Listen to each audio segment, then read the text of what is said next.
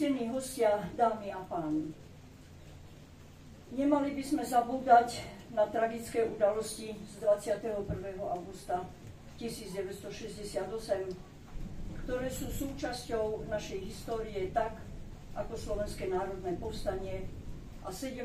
november 1989. Skúsme si položiť otázku, aký by bol osud Československa, ktoré patrilo v medzivojnovom období medzi 10 priemyselne najvyspelejších štátov sveta, keby Hitler nezačal druhú svetovú vojnu a keby nebol porušený pakt medzi Nemeckom a Sovietským zväzom, podpísaný Molotovovom a Ribbentropom, a keby Hitler nenapadol Sovietsky zväz.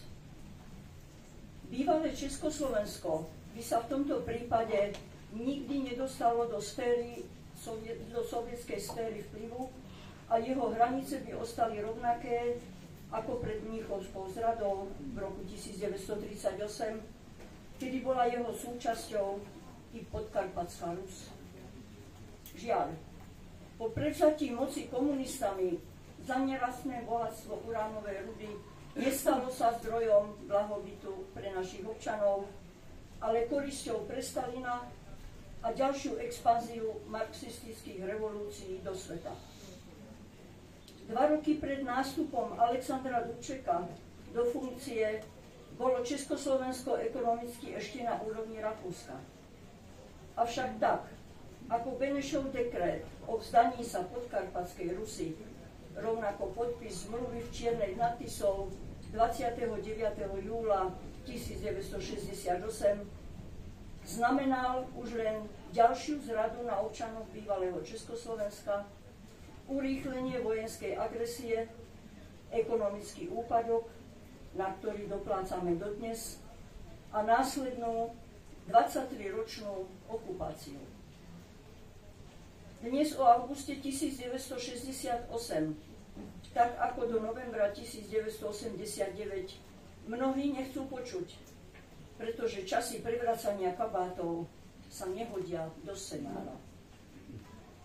Rovnako sme až príliš rýchlo po smrti Alexandra Dubčeka zabudli na myšlienku neutrality, nezávislosť či ľudskú tvár politického systému. Alexandra Dubčeka dnes mnohí znevažujú a označujú ho ako za naivného idealistu. Nikto mu však nemôže uprieť, že konal v prospech ľudí a nie seba. A aspoň sa pokúsil o politiku s ľudskou tvárou. Ak bol Dubček naivný, rovnako naivní by museli byť aj účastníci Slovenského národného povstania, ktorí by si mysleli, že bojujú za slobodu, demokraciu a slobodné Československo, a v skutočnosti bojovali za červenú diktatúru, ktorá nahradila hnedú. Skúsme sa zamyslieť, čo zostalo z prísahy československého partizána, ktorá znela: v tomto boji neustanem, kým posledný cudzí votrelec nebude vyhnaný z našej pôdy, kým Československá republika, štát 3 rovnoprávnych národov, Čechov, Slovákov a karpatských Ukrajincov, nebude opäť slobodná. Mojím heslom bude smrť okupantom, slobodu národom Československa a potom prísaha. Tak prisahám. Historické fakty len potvrdzujú, aké dôležité je mať vo vedení štátu politické osobnosti, štátnikov s odvahou, ktorým nejde o osobný prospech, ale dokážu sa obetovať pre blaho a prospech svojho národa. Tragédiou Slovenska je, že najväčšie osobnosti, ako Milan Rastislav Štefánik a Alexander Dubček, tragicky zahynuli za dodnes neobjasnených okolností. Stále platí, že štátnici myslia na budúce generácie, zatiaľ čo politici len na budúce voľby. Žiaľ, ani prístup súčasnej vlády k záchrane havarijného stavu pamätníka v Poprade sa nezmenil. Na honosné oslavy Slovenského národného povstania sa našli 100 000 eur, ale na opravu jediného pamätníka s počtom obetí na Slovensku sa doposiaľ peniaze nenašli. Pred 56 rokmi v Poprade na tomto námestí dňa 21. augusta 1968 o 13. hodine vojaci sovietských vojsk, nachádzajúcich sa na tankoch číslo 622 a 638, spustili streľbu do protestujúcich občanov. Pri streľbe bol húkou sovietských vojakov usmrtený Jozef Bong, rodom z Hvorky, v tom čase ledva 19 ročný. Na tomto námestí bolo okupačnými vojskami ťažko zranených 6 osôb, ľahko zranených 8 osôb. Medzi nimi aj deti vo veku od 11 rokov. Sovietské okupačné vojská, ktoré mali byť v našej krajine len dočasne, odišli po podpise dohody až 21. júna 1991. Vážení prítomní, ctení hostia, dámy a páni, teraz by som poprosila o príhovor pána Jána Ferenčáka. Je tu na prítomný? Nie je prítomný. Tak, možno na budúce. Ďalej prosím o príhovor pána viceprimátora mesta Poprad, inžiniera Ondreja Kavku.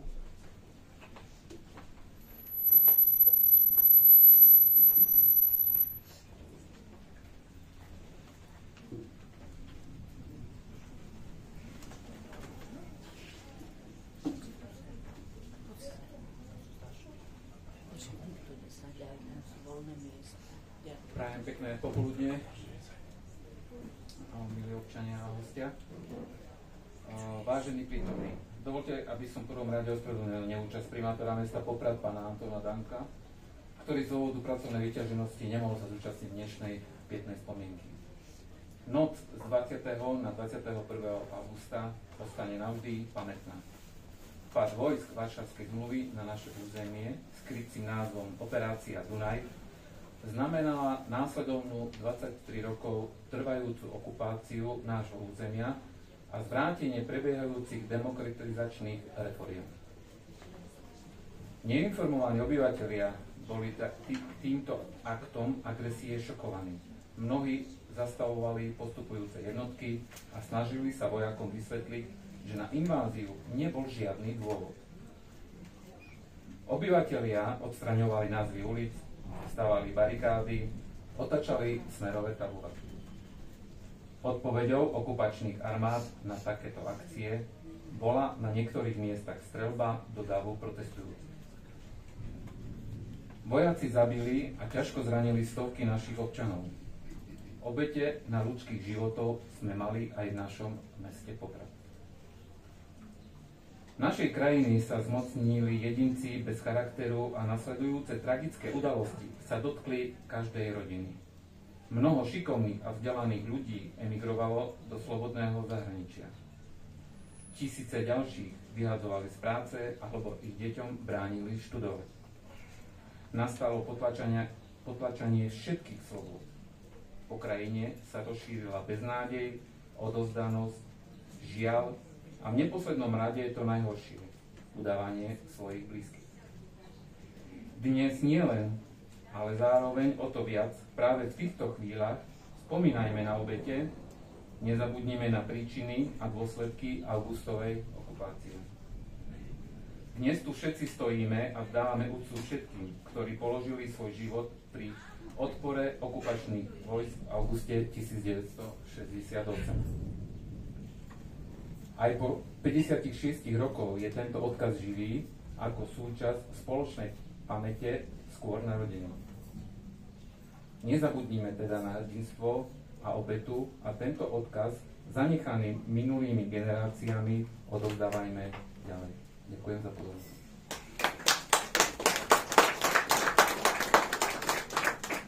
Ďakujem za príhovor a teraz poprosím zástupcu Ústavu pamäti národa, pána magistra Jana Engrediho o príhovor.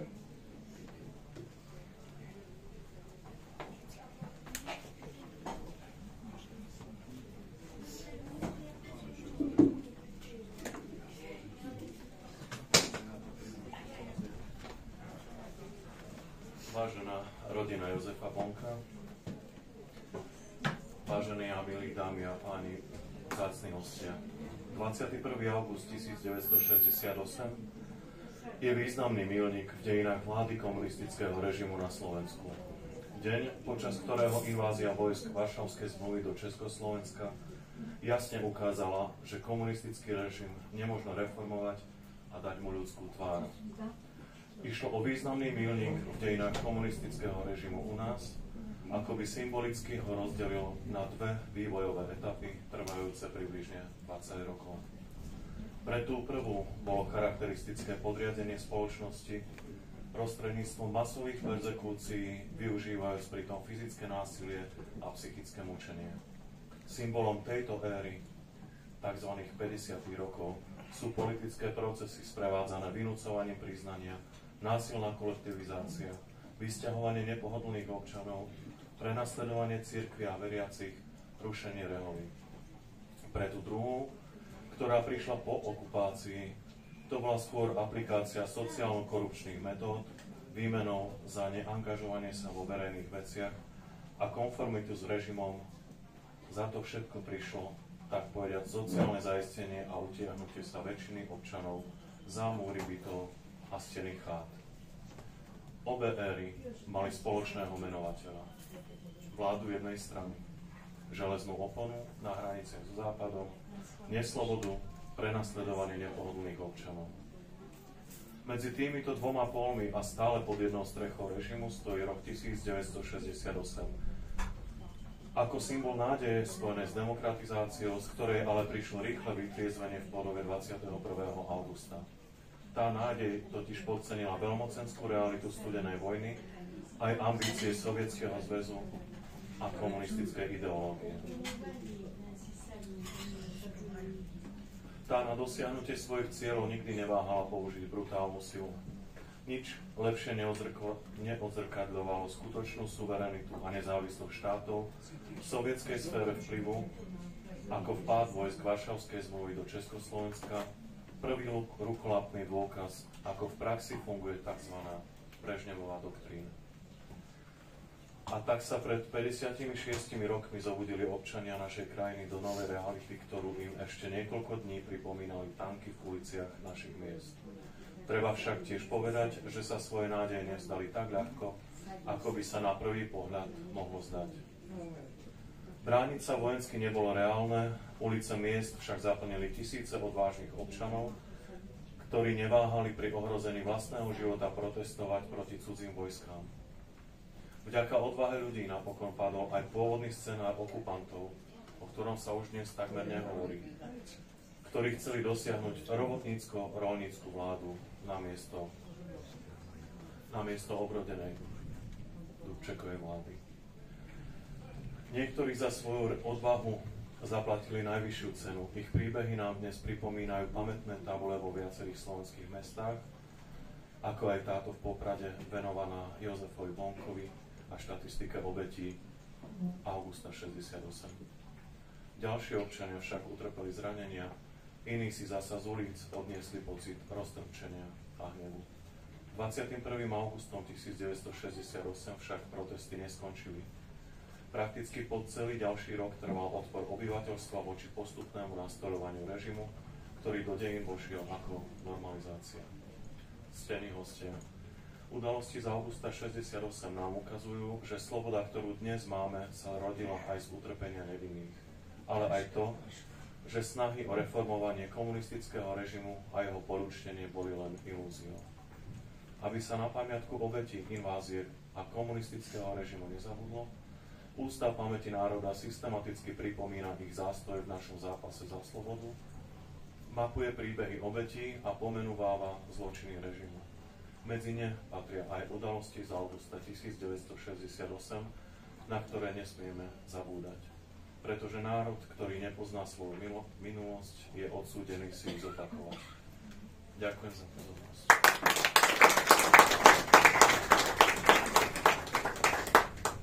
Ďakujem. Teraz chcem poprosiť o príhovor publicistu a spisovateľa pána Štefana Lazurišáka, autora publikácie August 1968 a Košice, ktorú vydalo naše združenie a roku 2021 toto dielo bolo ocenené ako najkrajšia kniha Slovenska. Nech sa páči, máte slovo. Ďakujem veľmi pekne za odovzdanie slova. Vážení prítomní, ako už som bol uvedený, prichádzam k vám z Košíc, z Slovenského mesta, krajského mesta, kde v auguste 1968 košickí občania kládli aktívny odpor prichádzajúcim vojskám, teda sovietským a bulharským jednotkám, ktorí už po polnoci začali obsadzovať naše mesto a v našich uliciach sa odohrali prvé boje, pravdepodobne aj v Československu, kde už po polnoci padali prvé výstrely a pravdepodobne aj prvá obeť, Michal Hamrák, pred vtedajším Tuzexom. Dnešný deň je v kalendári označený ako pamätný. Slovo pamätný znamená, že sa od ňoho odvodzujú aj iné slova ako spomienka a pamätník. Bohužiaľ, tieto udalosti na Slovensku, ktoré sa odohrali pred 56 rokmi, ešte stále nemajú dôstojný centrálny pamätník, ktorý pripomínal všetky obete augustových udalostí v roku 1968.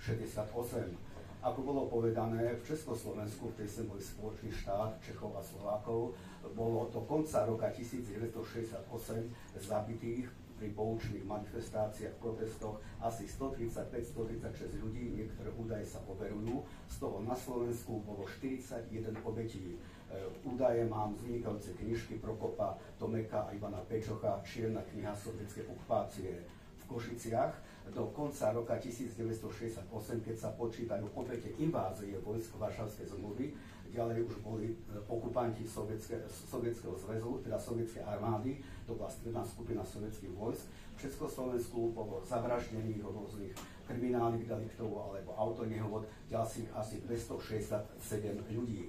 My teda v spolupráci so Svetovým združením bývalých politických väzňov, ktorého som členom, sme už dlhší čas uvažovali veľmi veľa rokov dozadu, že by centrálny pamätník, ústredný pamätník všetkým obetiam invázie vojsk Varšavskej zmluvy v roku 1968 mal byť inštalovaný v Košiciach. Vychádzali sme z prirodzenej logiky veci, že sme mali najviac obetí, v Košice boli významným centrom, teda aj administratívy vtedajšieho politického systému, boli tam kasárne, vojenské letisko, štúdia Československého rozhlasu a televízie. No bohužiaľ napriek tomu, že sme sa opakovane viackrát pokúšali presadiť túto myšlienku cez mestské vedenie magistrátu mesta Košíc a aj z iných kruhov, ktoré v Košiciach v komunálnej politike rozhodujú o tom, čo v Košiciach sa nainštaluje a čo nie, dodnes sme nedostali pozitívnu odpoveď. A to aj napriek tomu, že bol podaný pred rokom konkrétny projekt, ako by ten pamätník mal vyzerať. Robili to profesionálni výtvarníci, výtvarník Zbigniew Prokop, sochár Marian Straka a architektická firma DGA Gonos v parku Komenského, kde starosta Tenaj na sever, kde by vám ja dal súhlas, ale mesto to zatiaľ odignorovalo. Takže tieto udalosti, ktoré dnes rezonujú len vďaka spomienke občianskych aktivistov a občianskych združení, sú oficiálne trošku prehliadané a končí to len akýmsi formálnym položením kytíc a spomienok, ale nikto viac sa s tým nezaoberá. My teda túto udalosť považujeme stále ešte trošku za tragickú, akúsi neuzavretú ranu histórie, ktorá ako tu bola vtlačená do osudov našich ľudí a aj našich potomkov, ktorí už pomaličky vôbec nevedia, čo sa odohrávalo v auguste 68 a vlastne už aj na novembre 89 toho veľa nevedia. A ja ešte zvlášť by som chcel zdôrazniť, že ak slovenská vláda na oslavu Slovenského národného povstania, ktoré teda patrí do kategórie štátnych sviatkov, a už 68 len pamätný deň, je schopná vyčleniť takmer 3 milióny eur, tak ako je možné, že sa nenašla nejaká slušná suma na to, aby pamätník, ktorý pripomínal tragické udalosti z augusta 68, keby naši občania nereagovali pozitívne na vojenskú inváziu, tak pravdepodobne, keby sme všetci kolaborovali, tak ani dnes by sme tu nestáli, nemali by sme slobodnú demokratickú republiku. Ale tu už mi je dobre. Kde sa môžeme ešte vyjadriť k týmto udalostiam. Tragické je to aj v týchto súvislostiach, že v Českej republike napríklad vláda oficiálne podporuje tieto občianske aktivity a pietné spomienky, ktoré prebiehajú kontinuálne od včerajšieho dňa. A A okrem iného, ja ako istú osobnú ránu vnímam aj to, že niektorí bývalí nomenklatúrni kádri, ktorí v časoch nomenklatúry a normalizácie po nových funkciách zrazu dostávajú vysoké štátne ocenenia a sú čestnými občanmi konkrétne Košického kraja. Zvážte mi sami, či toto, čo dnes robíme svojpomocne, s nadšením a naozaj takmer spolu zabudnutou milosťou, nie je do istej miery aj istým sklamaním, že takáto udalosť nie je v centre pozornosti aj štátnych orgánov a nemá aj zakotvenie ako si v slušnom, peknom, dôstojnom pamätníku všetkých obetí augusta 68 na Slovensku, ktorí bojovali za demokraciu. Pamätník, ktorý tu je na námestí Euridia, ktoré odhalilo v roku 2002 Svetové združenie politických väzňov, stále ešte čaká na rekonštrukciu a sa v podstate rozpadá. A aj to je zásluha pána Františka Bednára a jeho prvých prívržencov, že svoje pomoci sa skladajú na to, aby ten pamätník bol obnovený. My v Košiciach stále ešte čakáme, magistra nereaguje, napriek tomu, že dostal konkrétnu ponuku a ja vôbec neviem, čo vám poviem o rok, o dva, pravdepodobne je to možno smutné konštatovanie, zopakujem len to, čo som povedal dnes. Ostala sú knižka August 1968 a Košice, kde sú popísané všetky udalosti, ktoré sa odohrávali pred 56 rokmi na východnom Slovensku. Je k dispozíciu pána Františka Bednára zo Svetového združenia bývalých politických väzňov. Tak sa vám ospravedlňujem, že som bol taký rozváčný a ďakujem vám za pozornosť.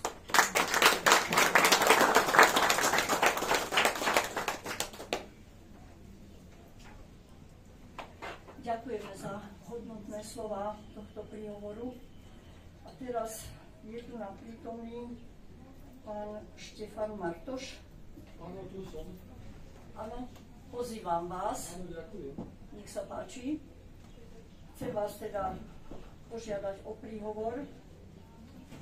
Vy ste členom predsedníctva nášho združenia.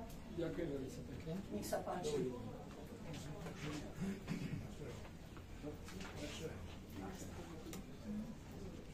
Dobrý deň, ja sa volám Štefan Martoš, som z Topolčian, som členom združenia. Mám tu na jednu stranu, poprosím trpezlivosť a chcem tu vyjadriť aj svoj názor proste tak. Áno, čiže vážení účastníci podujatia, stretli sme sa tu, aby sme si pripomenuli významnú udalosť, ktorá sa udiala tu na námestí Svätého Egídia 21. augusta 68. Vtedy 21. augusta 68 k nám prišla na tankoch zachraňovať súdržnosť socialistického tábora 5 štátov Varšavskej zmluvy. Na tomto námestí vtedy gulkou sovietských vojakov zahynul mladý človek, 19-ročný Jozef Bonk, rodak z Hvorky, ktorý sa nachádzal v skupine protestujúcich občanov. Táto udalosť a jej podobné boli veľkou tragédiou nielen pre pozostalých, ale aj pre celú spoločnosť. V súvislosti s augustovými udalosťami 68, vtedy v Československu zahynulo 150 ľudí. Následné tzv. Normalizačné obdobie v spoločnosti vyvolalo spoločenské pnutie, kádrovanie a nespravodlivosť. Boli medzi nami ľudia, ktorí si na auguste 1968 vybudovali kariéru.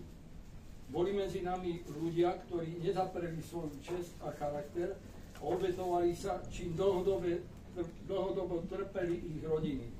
A boli medzi nami aj jedinci, ktorí, ako je tu prítomný organizátor tohoto podujatia, pán František Bednár, ktorí boli ochotní bojovať a ktorí na to doplatili väzením. Chcem povedať jednu vec, že najhoršia je servilita voči politikom, voči politickej moci a to platilo vtedy, za komunizmu to platí aj teraz.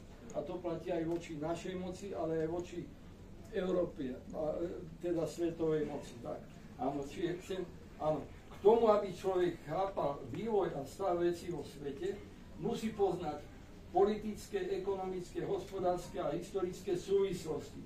Kapitalizmus ako nástroj riadenia sveta je prežitý, nespravodlivý, zneužiteľný, vyvoláva obrovské sociálne rozdiely, konflikty a vojny. Novodobí kolonialisti svetu vnúcujú svoje predstavy o humanite, slobode a demokracii a sociálnej spravodlivosti. Globalizácia v ponímaní súčasného kapitalizmu To znamená politické, vojenské, hospodárske, ekonomické, finančné, kultúrne a národnostné požieranie slabších štátov silnejšími. Od vstupu Slovenska do EÚ ubehlo bezmála 20 rokov. Je to dosť času na to, aby sme vedeli hodnotiť plusy a mínusy. Po 33 rokoch sa celý bývalý blok štátov RVHP mimo Ruska stal pólom, dielňou, odbytiskom, zdrojom lacnej pracovnej sily a kolóniou západu. Pokiaľ sa bývalé štáty RVHP nezjednotia, čaká ich úplný hospodársky a národnostný zánik. Je našou povinnosťou postaviť sa tomu na odpor a zastaviť rozklad slovanských národov. V opačnom prípade budeme sirotami na vlastnej dedovizni. Po preštudovaní dejín západu prichádzame na to, že USA, anglosasi a európske monarchie, ktoré sa pred svetom prezentujú ako obhajcovia humanity, slobody a demokracie, 500 rokov kolonizovali, rabovali, vyvražďovali a zotročovali novoobjavené civilizácie a likvidovali ich elity. Bohatstvo západných štátov a veľkomiest pochádza z rabovania kolonizovaných krajín. V školských osnovách novodobých dejín USA sa o Severnej Amerike píše ako o ľudoprázdnej krajine. V opojení slobody a demokracie sme si neuvedomili, že dnešný kapitalista je sofistikovaný kolonizátor. Tak sa stalo, že 35 rokov po revolúcii sa všetky bývalé štáty mimo Ruska dostali do koloniálnej závislosti. Západ dnes ovládá vlastní banky, poisťovne, ťažký, ľahký, chemický, gumárenský, obuvnícky, odevný priemysel, výrobu stavných materiálov, výrobu PHM, potravinársky priemysel, dovoz potravín. Západní investori za minimálnu mzdu vlastnia a zamestnávajú väčšinu slovenskej pracovnej síly. V rokoch 68 až 89 sme socializmu pod patronátom Sovietskeho zväzu za politickú jednofarebnosť a obmedzenosť cestovania síce kritizovali, ale banky, priemysel a obchod zostali v kompetencii štátu. Konflikt na Ukrajine nie je nič iné ako snaha rozparcelovať a skolonizovať Rusko. Porážkou Ruska by zaniklo Slovanstvo. Ja vám veľmi pekne ďakujem za trpezlivosť, že ste ma vypočuli. Toto je môj názor srdečný. Ďakujem veľmi pekne ešte raz. Pardon, vidím, že sa to asi aj niekomu páčilo. Dobre, ďakujem. Myslím, že ma vyženiete. No, veľa nečoval. Je tu prosím vás prítomný pán Michal Titus Radočínsky. Či medzi časom... Áno, nech sa páči. Pán Michal Titus Radočínskeho je synovec blahoslaveného bývalého politického väzňa Titusa Zemana, ktorý zomrel na následky krutého väzenia. Nech sa páči, máte slovo.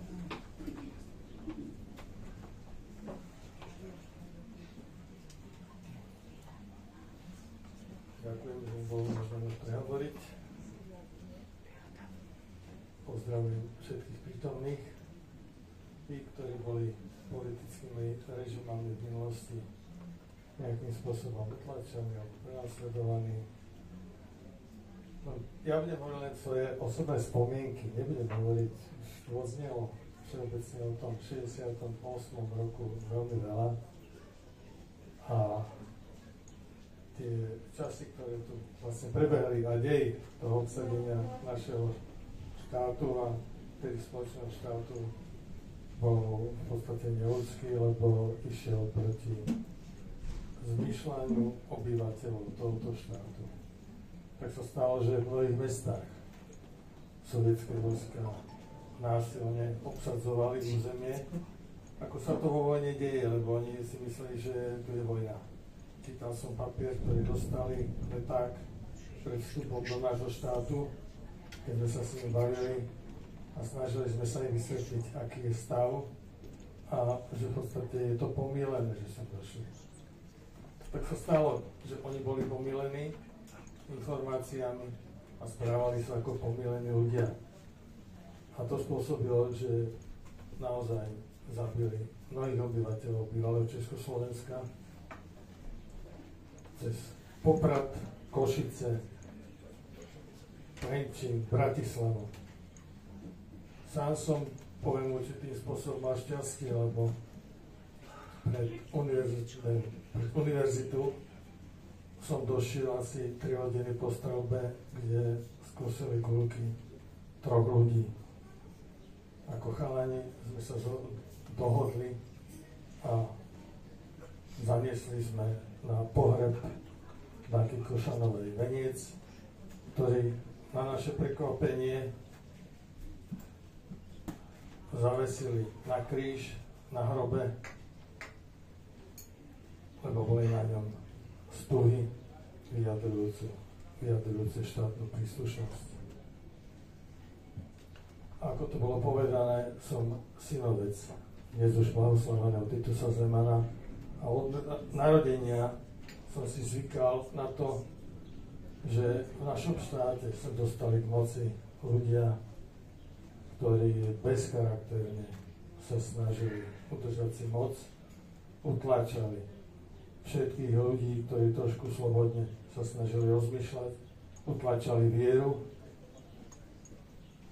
A to spôsobilo, že vlastne aj Titus Zeman, keď bol prepustený pár rokov pred inváziou sovietských vojsk, ktorá na ňu vplývala tak, že priebehu pár dní dostal infarkt a krátko na to zomiera. Ja som to bral ako príčinu súvislosť a preto pokročím o rok ďalej. August 69, kedy si dovolím tvrdiť, že v Bratislave bolo najväčšie protestné zhromaždenie proti invázii sovietských vojsk, kde nás rozohnala polícia, milícia, armáda.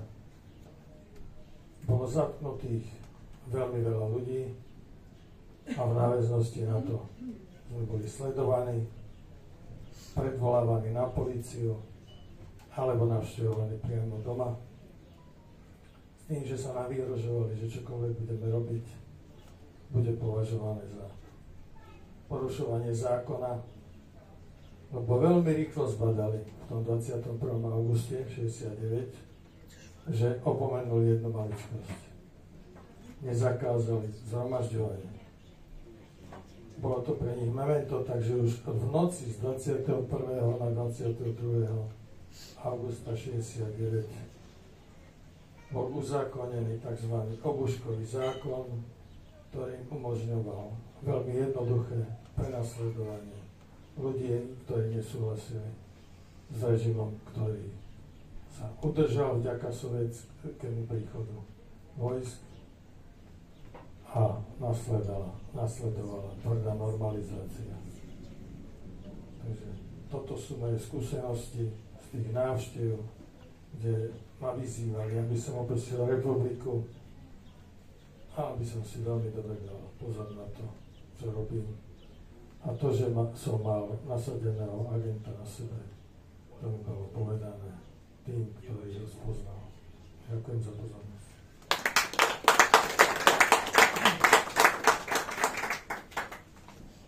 Ďakujem.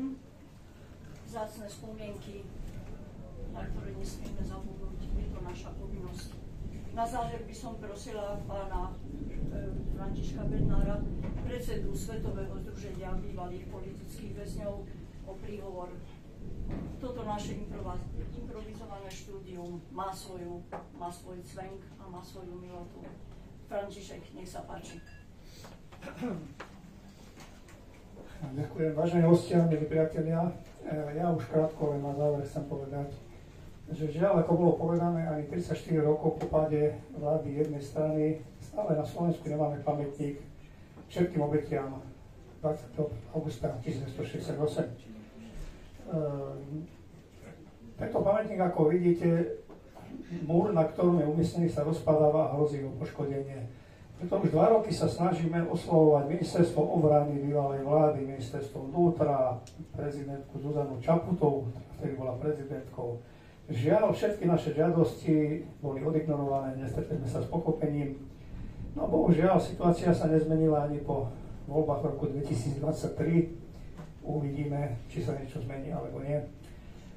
Nakoniec chcem poďakovať hlavne darcom, ktorí prispeli na rekonštrukciu tohto pamätníka, ktorý bude zajtra demontovaný a múr, na ktorom vecení bude opravovaný vďaka pomoci primátora mesta pána Antona Dánka. Chceme jednak opraviť počet obetí, ktorý už je teraz 135 podľa najnovších údajov, a zároveň umiestniť tam tabuľu s menami sponzorov a darcov, ktorí prispeli. Tým by som chcel poďakovať. Boli to pán Pavol Cap zo Šuňavy, pán poslanec Mestského zastupiteľstva, okresný predseda strany Hlas, inžinier Maria Barila, poslanec František Majerský a spoločnosť Brandner.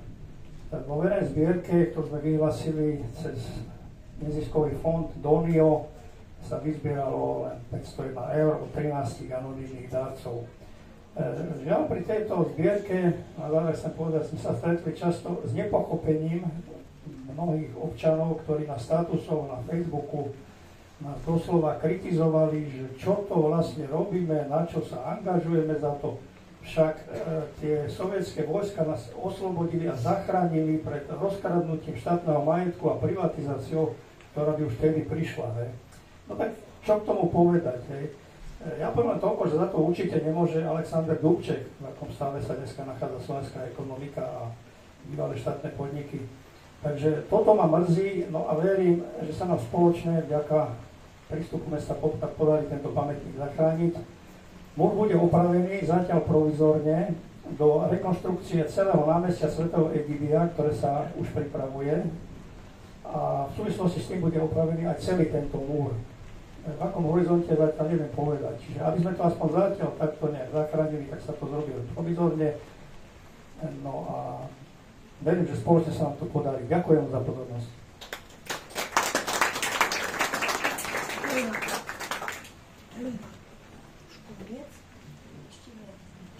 Na konci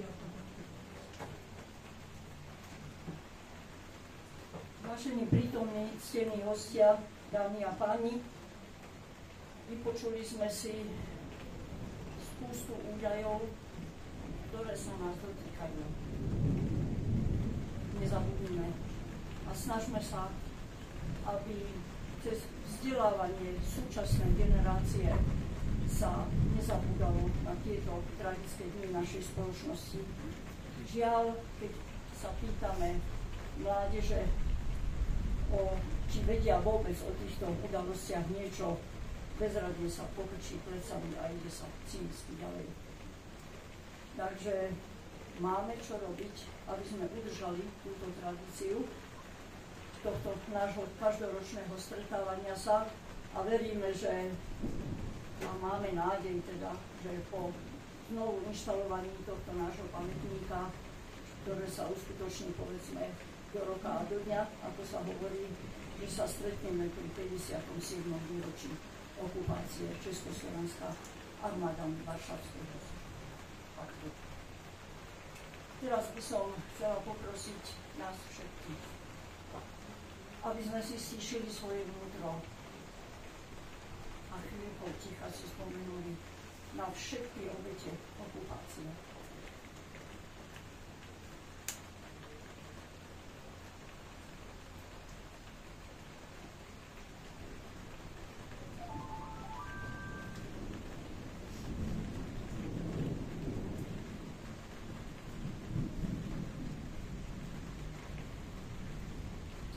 Pane, daj im odpočinutie večné a svetlo večné nech im svieti, nech odpočívajú v pokoji. Ďakujem. Amen.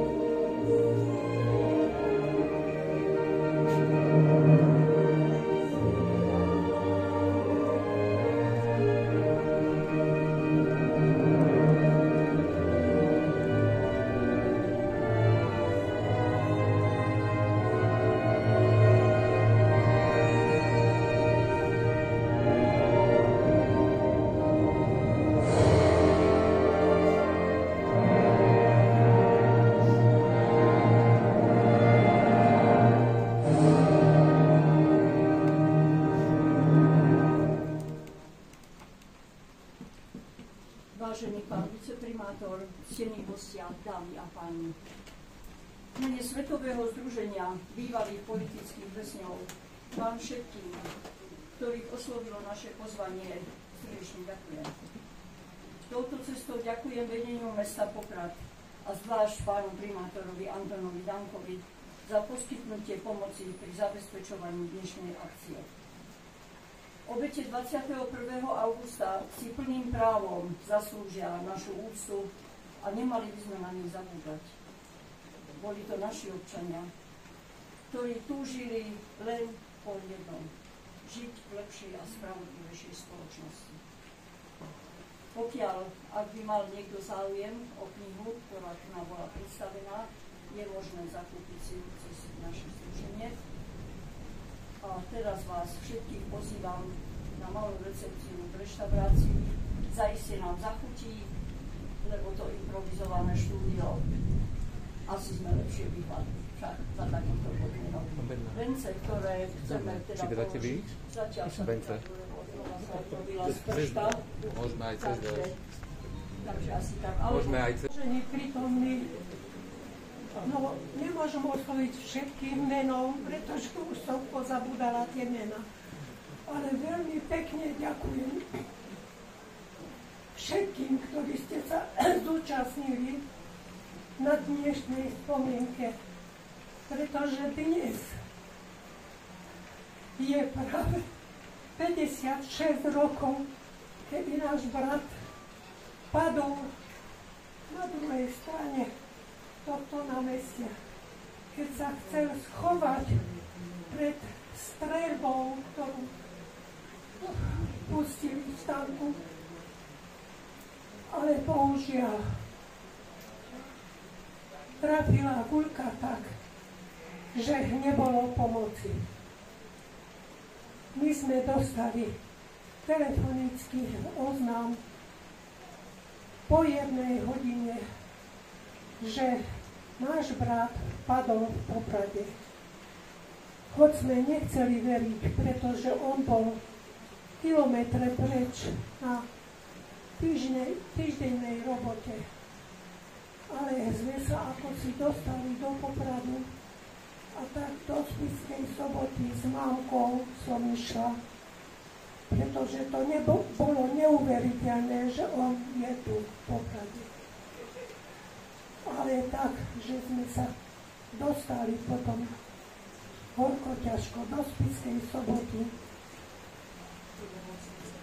do nemocnice, áno, kde nám pán vrátnik ešte nechcel ukázať, ale mamka trvali na tom, že neexistuje, že by to bol on. Ale tak sme ho pýtali a potom nám ukázal. Bohužiaľ, bol položený tak, jak v nejakej pivnici, ani nie v Marnici, ale v pivnici, pretože tam opravovali niečo v Spišskej Sobote. A tak sme ho videli, že mal sveter roztrihnutý a trošku leopopásku na brku zalepené. Tak sme ho poznali, že to je náš brat Jozef. Bohužiaľ, je mi ľúto, pretože dnes je práve ten deň, ktorý opustil tento svet tak tragicky. A v piatok potom sme mali pohreb, kde sa zúčastnilo veľa ľudí z celého okolia. Bolo aj nafilmované. Ale ten pán, ktorý to mal doraz, musel poslať ten deň preč, lebo aj tak to bol v Bratislave, aj tak sme sa dozvedeli potom, že on musel odísť do Rakúska, lebo by ho boli zatvorili. Takže je to smutné a ja by som prosila všetkých, ktorí sa pamätáte na tento deň, aby ste nezabudali nielen ako na našho brata, ale na všetkých, ktorí vtedy v Československu boli postrieľaní a zavraždení, pretože to nebolo, jak pán povedal, že protestoval. Nie, on neprotestoval. On chcel schovať sa medzi dverami, ho tá guľka trafila a tak, že nebolo pomoci. Takže vám ďakujem veľmi pekne, ktorí ste sa zúčastnili.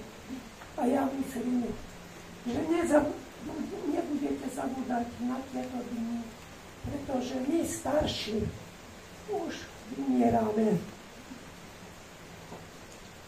Ale mladým, aby sme rozprávali, a najmä v školách, a naši predstavitelia vládni, aby mysleli na tento deň 21. august. Nielen, aby sa oslavovali všetky tieto dni druhé, ale aj tento, aby sa dostal do pamätne, aby sme pamätali na to, aby sa oslavovalo celej Slovenskej republike 21. august. Ďakujem vám.